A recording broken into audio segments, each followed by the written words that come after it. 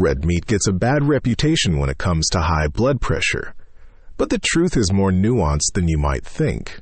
Red meat itself is not the enemy. The problem starts when you eat too much of it too often.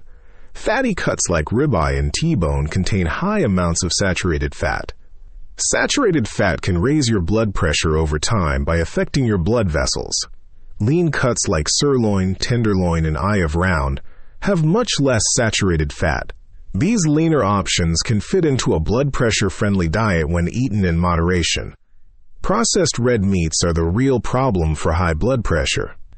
Bacon, sausage, hot dogs, and deli meats are loaded with sodium and preservatives.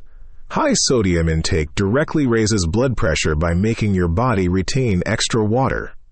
Your cooking method also plays a major role in how red meat affects your health. Grilling, baking, or broiling keeps it healthier compared to frying in oil or butter. Stick to a 3-ounce serving about the size of a deck of cards no more than twice a week. Balance your plate with plenty of vegetables, whole grains, and potassium-rich foods to support healthy blood pressure naturally.